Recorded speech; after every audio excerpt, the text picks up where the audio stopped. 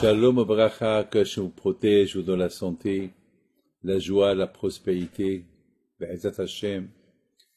Cette semaine, c'est la paracha de Noah. L'histoire du déluge. Comment Hashem, il a détruit le monde. Parce que le monde n'allait pas selon les règles de la vie. Ça veut dire, le monde est devenu pourri. Les gens, les femmes, les hommes, les animaux, rien ne va plus. Hachem, il a parlé avec Noah. Il a dit à Noah, c'est fini, j'en peux plus. J'en peux plus. Je vais détruire le monde. Mais, quand même, étant donné que toi, tu es un tzaddik, et tes enfants aussi, et vos femmes, alors vous êtes les seuls que je vais laisser vivants, et vous allez construire un bateau, l'arche de Noé. Vous allez rentrer à l'intérieur. Je vais renouveler le monde, parce que tout ce monde-là qu'il y a aujourd'hui, il est pourri. Donc je vais renouveler le monde. Je vais faire un mikvé. Vous savez que lorsqu'une femme, elle est impure, elle va au mikvé. Je vais tremper le monde entier dans un mikvé. C'est-à-dire que le monde entier va être inondé d'eau, de l'eau bouillante. Et le monde va être pur parce que tout le monde va mourir. Ce qui va rester vivant, ça va être toi, tes 3 enfants, ta femme et leurs femmes. Et il aura interdit d'avoir des rapports dans le bateau. Pourquoi? Parce que le monde, il est en train de souffrir, donc c'est pas pendant que le monde y souffre que vous allez avoir les plaisirs avec vos femmes. Non. Pas de rapport. Et même mes animaux, ils n'avaient pas le droit d'avoir des rapports. Donc, il y avait un miracle, les animaux, l'un n'est pas parti avec l'autre, et on a vu que la Torah nous raconte que c'est ce que Noah il a fait. Et Hachem, il a détruit le monde, il a renouvelé le monde avec une alliance entre le bon Dieu et Noah. Ça, c'est l'histoire. Et bien sûr, si Dieu veut, la semaine prochaine, nous allons commencer à parler de Avraham Avinu. Mais maintenant, parlons de Noah.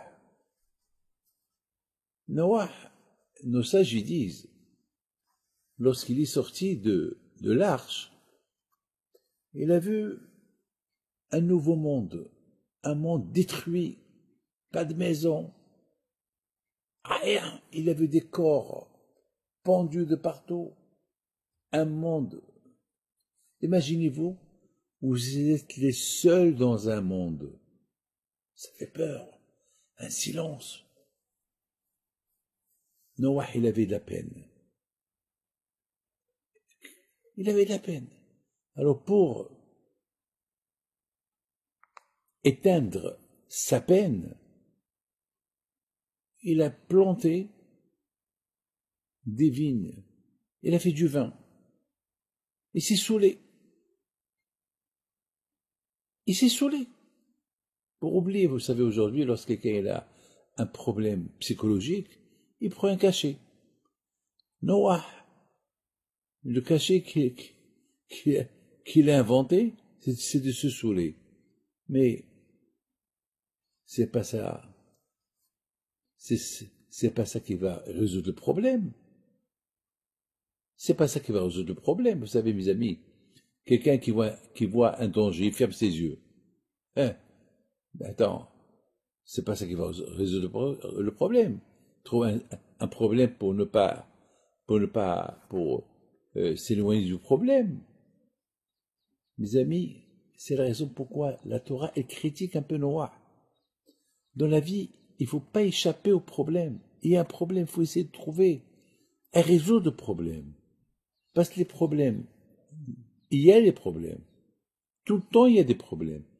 Il ne faut pas fermer les yeux des problèmes, parce que les problèmes, on ne peut rien faire. Le monde, il est fait qu'il y a des problèmes, mais il faut trouver des solutions. C'est pas en fermant les yeux qu'on va trouver la solution. Et c'est saoulé. Mais Noah, et c'est la raison pourquoi la Torah, elle critique un peu Noah. Il n'a pas essayé de trouver une solution, comment reconstruire le monde. C'est vrai, tu as trouvé un monde détruit. Très bien. Alors il faut bien éduquer les enfants pour qu'ils n'apprennent pas du passé. Et le fait que Noah, il n'a pas éduqué ses enfants, encore une fois, le monde est devenu pourri. Et c'est de la faute de Noah. Parce que Noah, il n'a rien fait pour résoudre le problème. Le problème, il est resté toujours le même problème. Mes amis, on a un problème, il faut qu'on trouve une solution. Que ce soit dans le Shalom Bayit, n'importe quoi. Que le bon Dieu vous protège, qu'il vous donne la santé. Qu'Hachem fasse que toujours vous aurez des solutions à vos problèmes. Amen.